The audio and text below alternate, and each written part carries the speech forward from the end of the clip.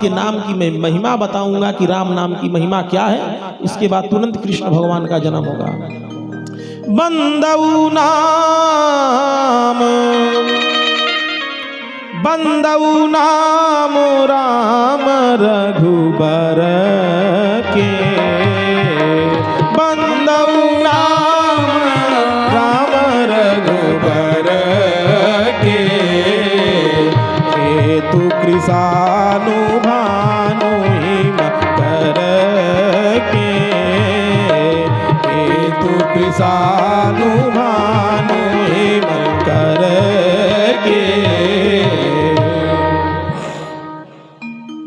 बोले कि बंदऊ नाम राम रघुबर के, उस दशरथ नंदन राम के मैं नाम का वंदना करता हूं, जिनका नाम राम है। क्यों भाई, क्यों वंदना कर रहे हैं राम नाम की? बोले वो नाम क्या है? तो बोले हेतु कृसानु भानु हिम कर के। कृसानु मतलब होता है अग्नि, हिमकर मतलब होता है चंद्रमा, और भानु मतलब होता है सूर्य। वह राम नाम ही सूर्य के अस्तित्व का कारण है। वह राम का नाम ही चंद्रमा के अस्तित्व का कारण है। वह राम का नाम ही अग्नि के अस्तित्व का कारण है। राम नाम के तेज से ही सूर्य ताप दे रहा है। राम नाम के अस्तित्व से ही चंद्रमा जो है माधुर्य प्रदान कर रहा है, और राम नाम के प्रताप से ही हिमालय हिमकर जो है वो शीतलता प्रदान कर रहा है।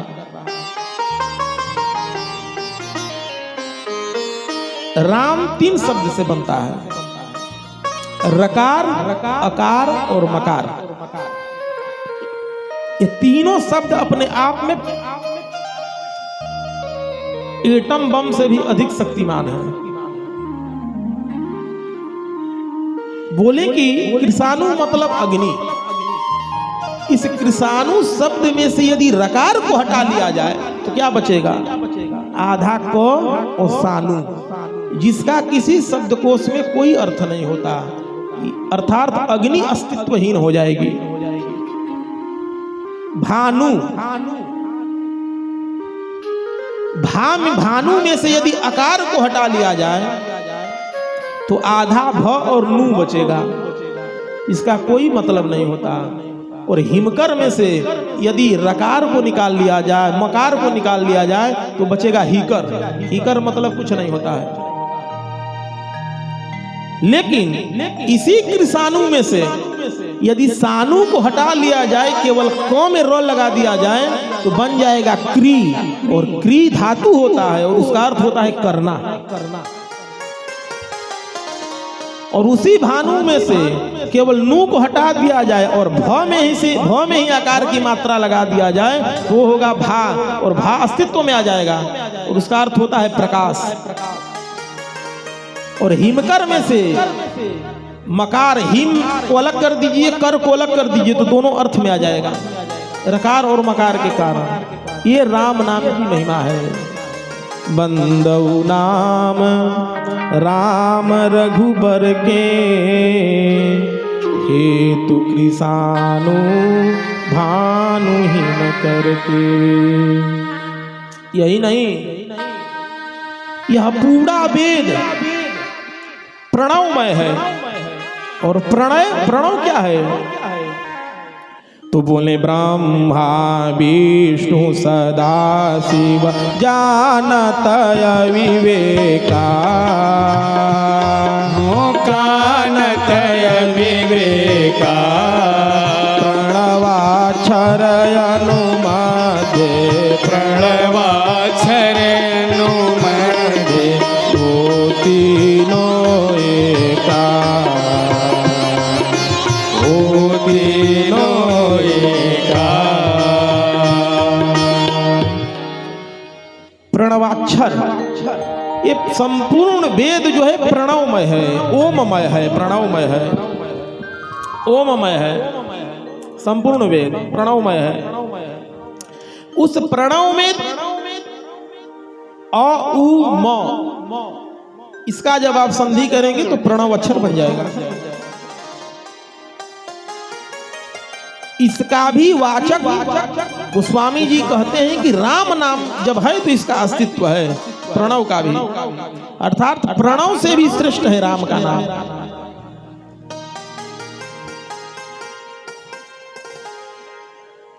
यदि प्रणव हट जाए, राम का नाम हट जाए, तो फिर किसी का भी अस्तित्व नहीं है संसार में।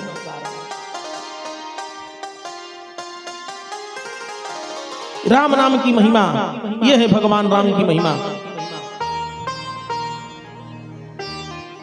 कृषाणु मतलब अग्नि, भानु मतलब सूर्य, हिमकर मतलब चंद्रमा।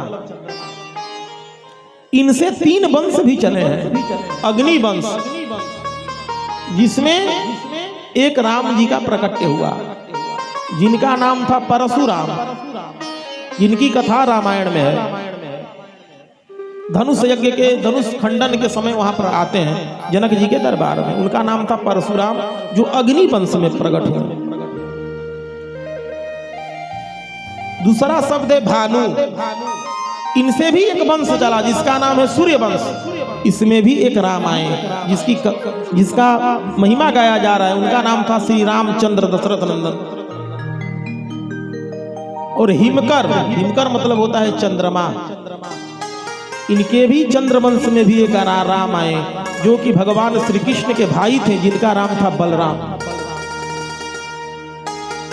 तो बंदऊ नाम राम रघुबर के, बंदऊ नाम राम रघुबर के, हेतु कृषाणु भानु हिमकर के, हेतु किसान हिमकर के।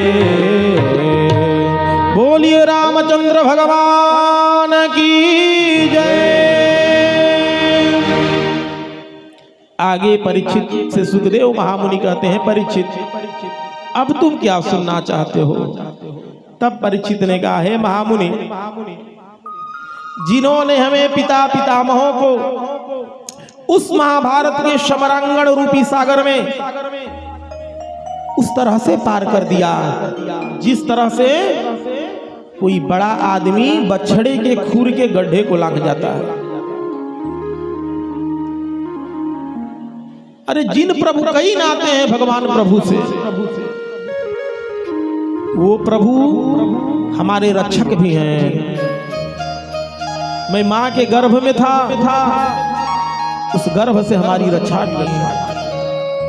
हे महामुनि, यही नहीं, वो प्रभु हमारे भाई भी लगेंगे, क्योंकि मैं मां के गर्भ में था, मुझे बचाने के लिए भगवान भी गर्भ में आ गए। इसलिए परीक्षित कहते हैं, हे स्वामी, वो भगवान श्री कृष्ण मेरे भाई भी लगेंगे, इसलिए उन प्रभु का चरित्र मुझे सुनाइए। आपने सूर्यवंश और चंद्रवंश का तो बहुत वर्णन कर लिया। परीक्षित कहते हैं, कथितो वंश विस्तारो भवता सोम सूर्ययो राज्ञा चोभयवंश्यानां चरिता परमयद्भुतम्। ये मारा, अब आप हमें उन्हीं भगवान का चरित्र सुनाइए। तब महामुनि सुखदेव कहते हैं राजा परीक्षित से कि परीक्षित, जिस समय यह धरती कंस और जरासंध के जैसे पापी से कांपने लगी, उस समय पृथ्वी गाय का रूप बनाकर भगवान के पास गई, भगवान से विनती की। भगवान विनती स्वीकार किए और विनती स्वीकार करके भगवान वासुदेवे गृहे साक्षात वासुदेव जी के यहाँ भगवान का प्राकट्य हुआ। भगवान ने कंस को मारा, कंस को मारकर भगवान मथुरा से द्वारिका चले गए और भगवान 16,108 विवाह किए, 16,108 विवाह किए और सबसे 10-10 संतानों को भगवान ने जन्म दिया और 125 वर्ष तक भगवान ने शासन किया पृथ्वी पर। उसके बाद भगवान लीला संवरण करके भगवान श्री कृष्ण अपने दिव्य धाम को चले गए। परीक्षित ने कहा महाराज बाकी लीलाएं तो आपने बड़ी लंबी लंबी कही और भगवान का चरित्र इतने संक्षेप में। अरे प्रभु भगवान की कथा विस्तार पूर्वक सुनाइए। तब महामुनि सुखदेव कहते हैं कि राजा परीक्षित, जब कंस और जरासंध के भार से पृथ्वी धंसने लगी तो सभी देवता लोग ब्रह्मा जी को साथ में लेकर भगवान के पास गए और भगवान से निवेदन किया कि प्रभु ये जितने राजा हैं कंस और जरासंध जैसे पापी, ये अपने आप को प्रभु धर्मनिरपेक्ष कह रहे हैं, सेकुलर कह रहे हैं, इसलिए धर्म का बड़ा हानि हो रहा है नाथ, इस पापियों का वध करने के लिए आप कब प्रकट हो रहे हैं? तब भगवान ने कहा कि वासुदेवे गृहे साक्षात भगवान पुरुषः परम जनिष्यते तत्प्रियार्थे संभवन्तु सुरस्त्रियः। हे देवताओं, मैं जल्द ही वासुदेव जी के यहाँ अपने अंश के साथ अवतार लेने वाला हूँ, इसलिए हे देवताओं तुम सब जाकर ब्रजमंडल में प्रकट हो जाओ गोप के रूप में, और जितनी तुम्हारी देवियां हैं ये सब गोपी के रूप में प्रकट हो जाएं, क्योंकि मैं भी उसी ब्रजमंडल में आने वाला हूँ। भगवान की बात मानकर यत्र तत्र ब्रजमंडल में समस्त देवतागण प्रकट होने लगे।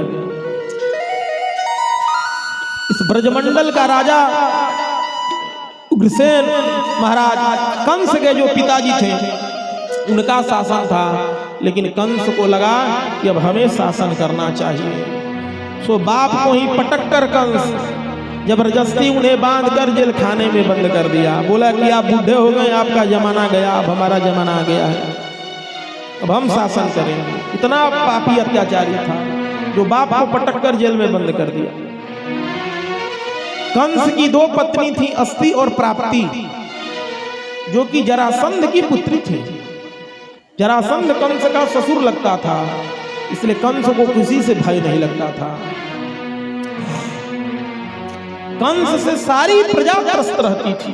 कंस ऐसा नेता था जिससे सारी प्रजा त्रस्त रहती थी, लेकिन था नौटंकीबाज, बहुत बड़ा नौटंकीबाज था। जब प्रजा लोग इसे पसंद नहीं करते थे तो कंस ने अभिनय दिखाना शुरू किया। क्या किया? उसने देवकी का विवाह वासुदेव के साथ तय कर दिया। जब विवाह होने लगा तो बहुत विधि विधान से देवकी का कन्यादान किया, खूब धूमधाम से किया। जब विदाई करने लगा तो रोने लगा। जो जनता थी, जनता को लगा अरे नेताजी तो देखने में ही कठोर हैं, दुष्ट हैं, अंदर से बड़े भावुक हृदय के नेताजी लगते हैं, देखने में ही दुष्ट प्रवृत्ति के हैं। नेता लोग अभिनय करने, फिल्म के जो होते हैं नायक अभिनेता, वो तो जो अभिनय करते हैं वो नकली बनावटी होता है। ये नेता लोग तो अपने जीवन में अभिनय करते हैं, ऐसा अभिनय कर देंगे पब्लिक को समझ में ही नहीं आएगा। तो कंस ने वैसा ही बनावटी अभिनय किया। देवकी का जब विदाई करने लगा, भावुक होकर रोने लगा। रे बहन, जनता ने देखा, जनता बोला रही ये तो बिल्कुल नारियल की तरह है, ऊपर से कठोर कठोर, अंदर से पानी पानी। कंस का हृदय गदगद हो गया। वाह, पब्लिक खुश हो रही है। तुरंत देवकी वासुदेव को बोला कि हम ही विदा करेंगे। सारथी को भगा दिया रथ से, अपने बैठ गया। पब्लिक और प्रसन्न हो गई। वाह, कितने सहज हैं। कंस महाराज, कंस हमारे नेताजी स्वयं रथ चला रहे हैं।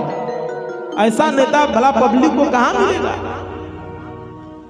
रथ लेकर जाने लगा। भैया, जब एक नेता पब्लिक को ठगने के लिए समाज में जब नाटक दिखाता है तो विपक्ष उसका पोल खोलने के लिए तैयार बैठा रहता है।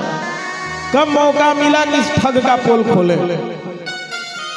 जब कंस नौटंकी दिखाकर आगे बढ़ने लगा, सोई देवताओं ने आकाशवाणी कर दी कि अरे पापी कंस, जिस देवकी वसुदेव को तू बिठा कर ले जा रहा है, इसी देवकी का 8वां लाल बनेगा तेरा काल। सोई जो कंस नाटक दिखा रहा था उसका सारा नौटंकी बाहर आ गया। तुरंत तलम्यान से तलवार निकाल लिया और बोला अभी दोनों को मैं मार डालूंगा। न रहेगी देवकी, न होगा इसका लाल, न बनेगा मेरा काल। देवकी का केस पकड़कर और रथ से नीचे पटक दिया। सोई पब्लिक बोली अरे ये तो महादुष्ट नेता है, जैसा पहले था वैसा, ये तो केवल नौटंकी कर रहा था हम लोगों के सामने। सारा भेद खुल गया उसका। वसुदेव जी ने हाथ पकड़ लिया, महाराज अरे बेइज्जती हो जाएगी, सारी पब्लिक खड़ी है देख रही है। तो ये कंस सावधान हो गया, पब्लिक में देख रही है। वासुदेव जी ने कहा मित्र कंस महाराज, देवकी से आपको थोड़ी खतरा है, आपको खतरा देवकी पुत्र से है। इसलिए मैं वचन देता हूं, देवकी के जितने लाल होंगे मैं सब लाकर समर्पित कर दूंगा। जितने लाल होंगे मैं सब लाकर आपको समर्पित कर दूंगा। कंस ने कहा ठीक है। दोनों को एक कारागार में बंद कर दिया। पहला पुत्र हुआ वसुदेव जी ने लाकर जब देवकंस के सामने उस बेटे को लाया, कंस ने कहा ये नन्हा सा बित्ता भर का ये बच्चा हमें क्या मारेगा, हंसने लगा, ले जाओ इसे। वसुदेव जी ले गए और देवकी और वसुदेव दोनों लोगों को कंस ने मुक्त कर दिया। तब तक नारद जी का आगमन हो गया। नारद जी ने कंस का माथा घुमाया। कंस से बोले कि नारद कंस 8 कमल दल हैं, यहाँ से गिनो तो यहाँ पंखुड़ी पकड़ाए, गिनो तो। कंस ने गिना 1 2 3 4 5 6 7 8। फिर बोले यहाँ से गिनो 1 2 3 4 5 6 7 8। 8 पंखुड़ियों से गिनवाए तो 8 हो गए। नारद जी ने कहा कंस, देवताओं को कोई ठिकाना नहीं, कब पहले को 8वां गिन दे, कब 8वें को पहला गिन दे, इसलिए सावधान रहा करो। कंस ने तुरंत जेल खाने में देवकी वासुदेव को बंद किया और बोला कि अब जितने लाल होंगे सबको मारूंगा।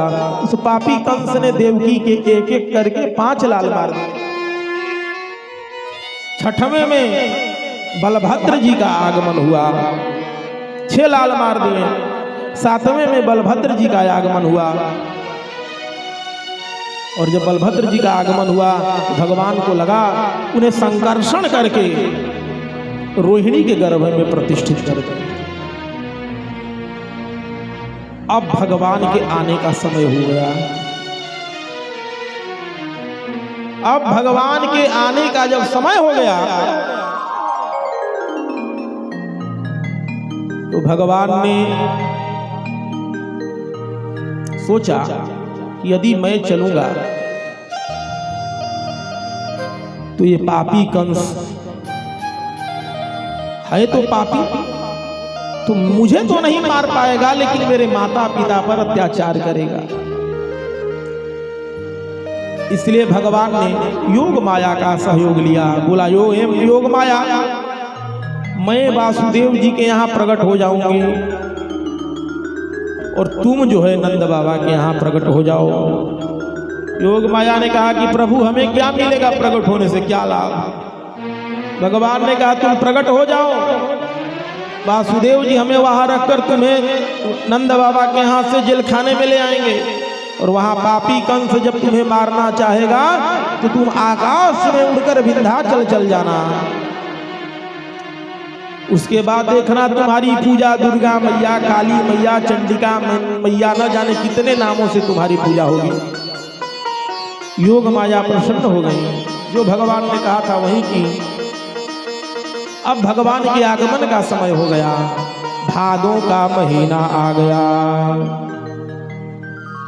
अष्टमी तिथि आ गई, दीन बुधवार आ गया,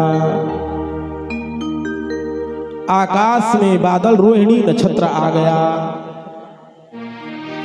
अथ सर्वगुणोपेता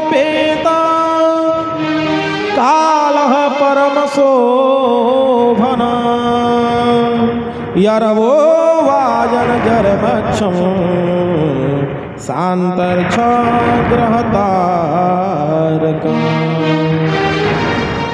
भगवान देवकी के गर्भ में आ गए, अर्थात देवकी को लगा कि भगवान हमारे गर्भ में आ गए। भगवान जन्म लेते हैं, हम भी जन्म लेते हैं। भगवान प्रकट होते हैं, हम भी प्रकट होते हैं। प्रकट होने में और जन्म होने में कोई विशेष अंतर नहीं है, क्योंकि जन्म का भी अर्थ प्रकट ही होता है। जनि प्रादुर्भाव धातु से ही प्राकट्य शब्द बनता है। जनि प्रादुर्भाव धातु से ही जन्म शब्द की निष्पत्ति होती है, अर्थात जन्म का मतलब ही होता है प्रादुर्भाव, प्रकट। यदि जन्म न लेते भगवान तो जन्माष्टमी शब्द नहीं रहता। शास्त्रों में जन्माष्टमी शब्द है, कई जगह आया है। यही नहीं, भगवान जन्म न लेते तो गीता में अर्जुन से कहते हैं ना, जन्म कर्म च मे दिव्यम। लेकिन भगवान का वो जन्म दिव्य होता है, अंतर इतना ही है। हम बाहर अंदर प्रकट होते हैं, भगवान बाहर प्रकट होते हैं। हम माँ के गर्भ में प्रकट होते हैं, भगवान बाहर प्रकट होते हैं। हम माँ के गर्भ में जन्म लेते हैं, भगवान बाहर जन्म लेते हैं। भगवान के जन्म लेने का समय आ गया। सारी प्रकृति सुंदर हो गई, सुसज्जित हो गई। जब गर्भ में देवताओं को पता चला तो सब देव चले,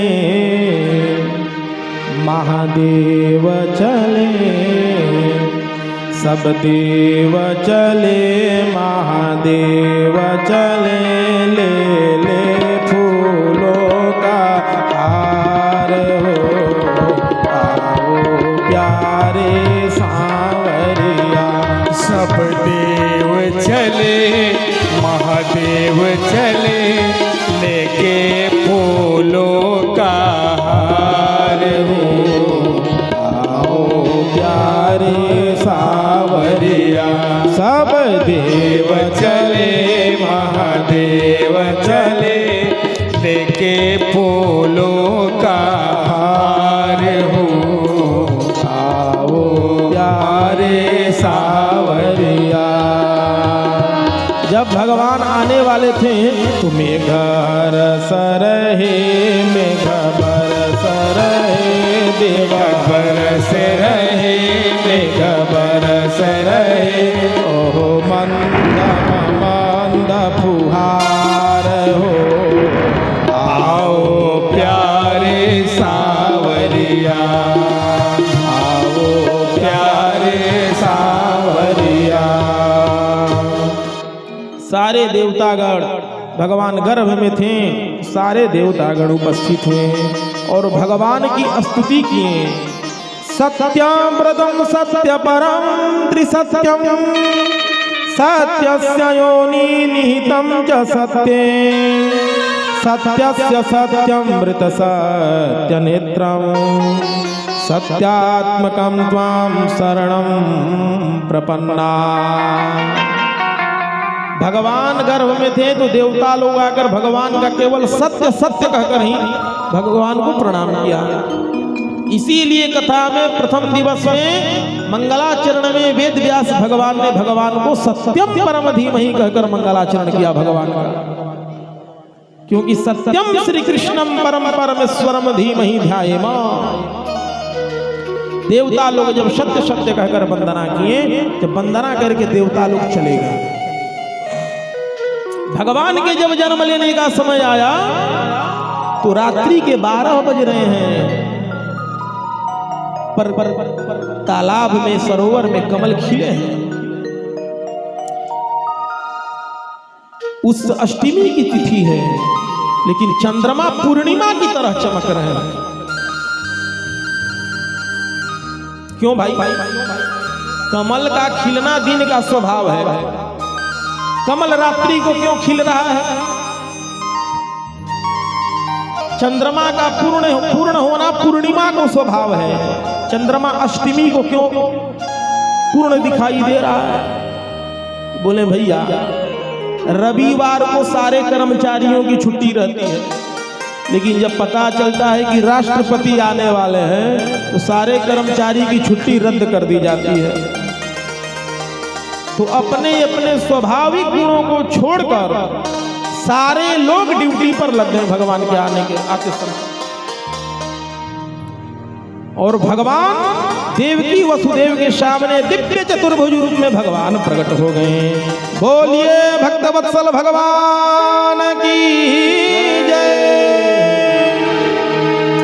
जब भगवान प्रकट हो गए, वासुदेव जी ने दिव्य भगवान की स्तुति की, देवकी मैया ने भी भगवान की स्तुति की। देवकी मैया ने भगवान से कहा, ब्रह्मांड निकाया निर्मित माया रोम रोम प्रतिवेद कहे, सो ममौर बासी यह उपहासी सुनत थेर मति धीर न रहे। हे प्रभु, मैं तो आपको आपका यह रूप देखकर यही आश्चर्य में हूँ कि ब्रह्मांड निकाया निर्मित माया रोम रोम प्रतिवेद। अरे जिसके एक एक रोम में करोड़ों करोड़ों ब्रह्मांड लुढ़कते रहते हैं, वो उतना बड़ा परमात्मा, सो मम उर्वासी, वो इतना बड़ा परमात्मा मेरे उदर में कैसे आ गया?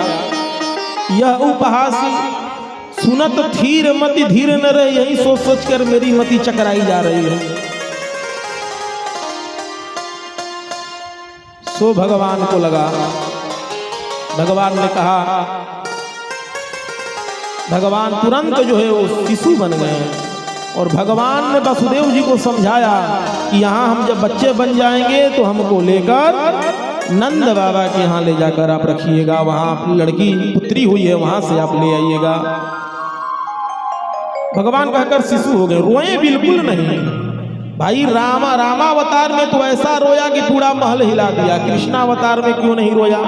बोले भैया, रामावतार में रोए थे तो ले बधाई दासियाँ दौड़ी थी, और यहाँ रोएंगे तो लाठी बंदूक लेकर मामा जी दौड़ेंगे। सो चुप ही रहने में भलाई है, यहाँ रोना नहीं। वसुदेव जी ने वैसे ही किया, भगवान को सर पर लेकर वसुदेव जी जैसे ही रखे, गेट के सारे दरवाजे खुल गए। जितने सिपाही थे सब सो गए, मूर्छित हो गए, और वसुदेव जी चल दिए। कहने का तात्पर्य है, जीवात्मा जब परमात्मा से संबंध जोड़ता है तो सारी इंद्रियां, ज्ञान के कपाट जो है वो खुल जाते हैं, और जितने काम क्रोध इत्यादि विकार हैं वो शिथिल और सो जाते हैं, और जीवात्मा वासुदेव की भांति शुद्ध और बुद्ध हो जाता है। वसुदेव जी जब आगे चले तो वहां पर यमुना मैया थी। यमुना जी को लगा कि अरे हमारे प्रभु, हमारे मालिक स्वामी आ रहे हैं।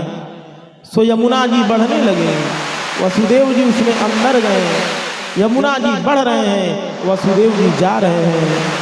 अषाढ़ उचारम मेघमलारम बनी बहारम जलधारम, साढ़ उचारम मेघमलारम बनी बहारम जलधारम, दादूर डकारम तरिता तारम, मयूर पुकारम भीस्तारम, मयूर पुकारम भीस्तारम, नालही समारम व्यासय पारम, नंद कुमार निरंकारी कहे राधे प्यारी, मैं बलिहारी गोकुल आओ गिरधारी, गोकुल आओ गिरधारी। तव ड्रवक ड्रवक रव ड्रव ड्रव ड्रवक मधुर मधुर मल्हार लीला, तव पिउ पिउ चातक शब्द पुकारत, कुहू कोकिल शब्द गिरा, कुहू कोकिल शब्द गी।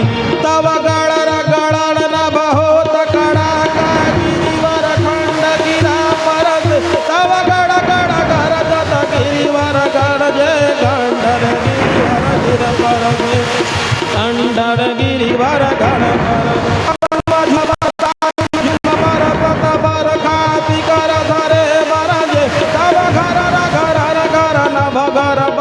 बरस घर घर घर घोर बरसे घर घर घर बरसे घर घर घर घोर बरसे घर घर घोर बरसे ब्रजे वसंतम नवनीत चौराम ब्रजांगनानाम चादुकूल चौराम अनेक जन्मा जित पाप चौराम चौराग्रगण्यं पुरुषां नमामि के लाला की जय भक्तवत्सल भगवान की जय।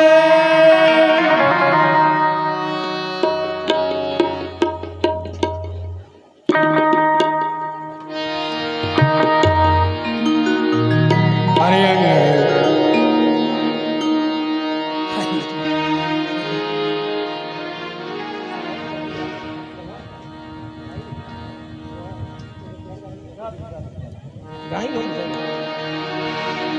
अरे अंगना में बैठेली अरे गोतिनिया गावेली सुबह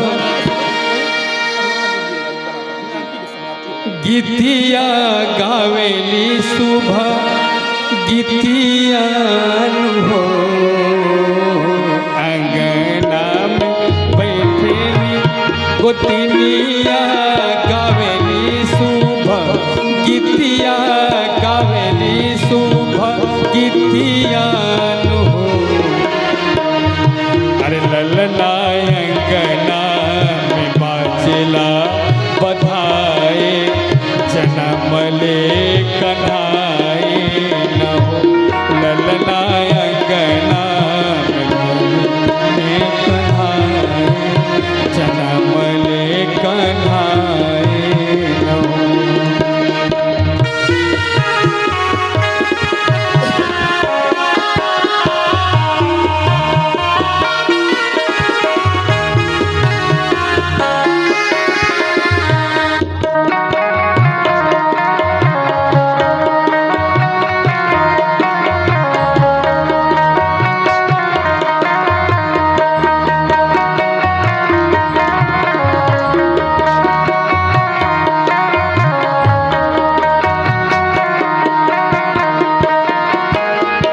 के हो लुटावे अन धन सोनवा तके हूँ रुपैया तके हूँ रुपैया नु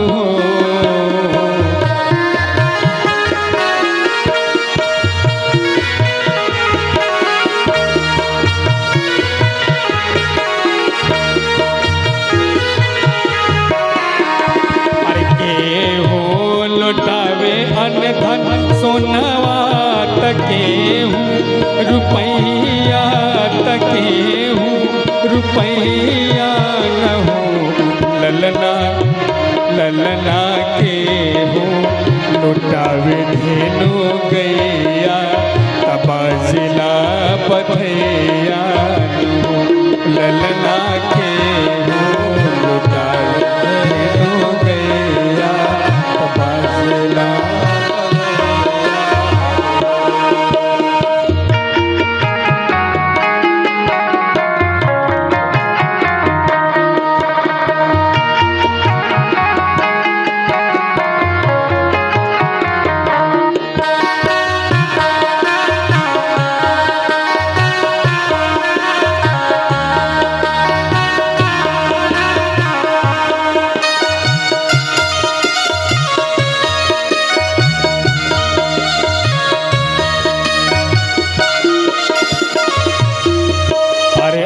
तुलसी लुटावे अन धन सोनवा तभाभी लोग रुपैया तभाभी लोग रुपैया नु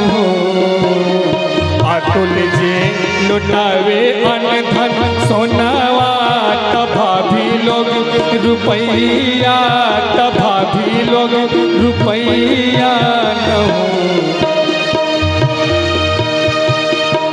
अरे वीरेंद्र बाबा लुटावे धेनु गैया बाजेला बधैया। वीरेंद्र बाबा लुटावे धेनु गैया बाजेला बधैया न हो। वीरेंद्र बाबा लुटावे धेनु गैया बाजेला बधैया।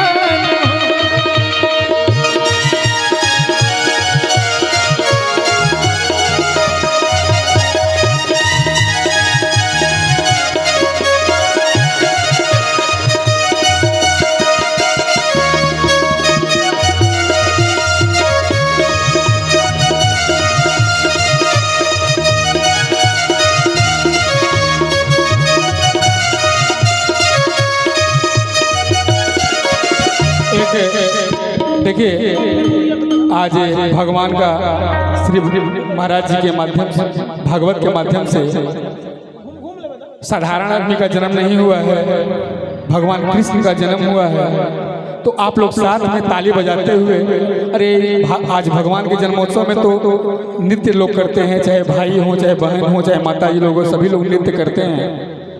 तो कम से कम आप लोग साथ में कम से कम भजन गाएं, नृत्य करें ताली बजा के। कैसे? अरे जोग जोग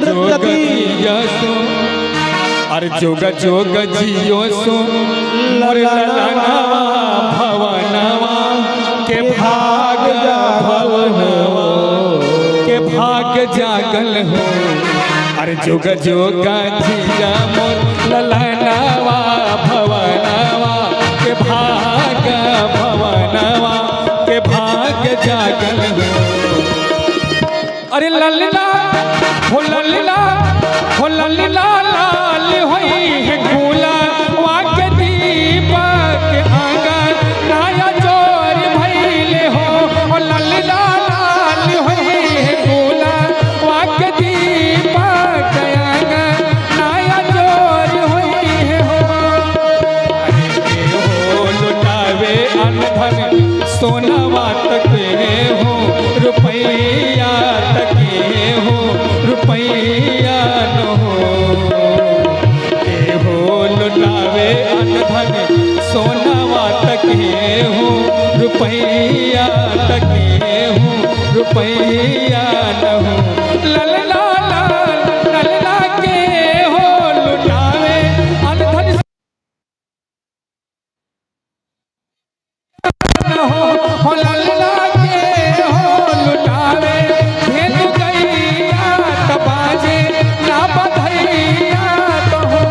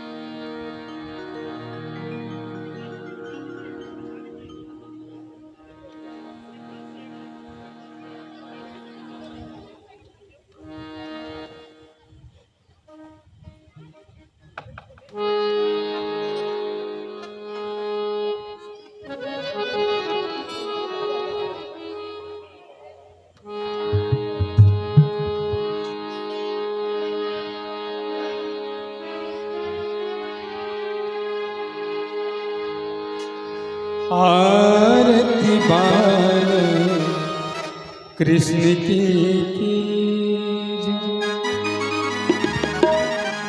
चूंकि आप सभी लोग खड़ी हो जाएं,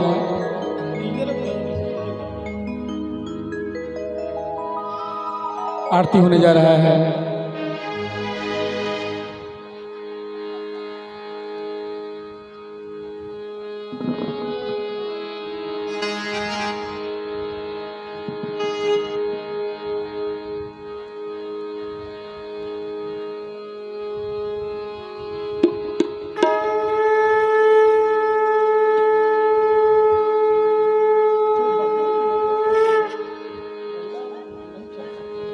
आरती बाल कृष्ण की जो आरती बाल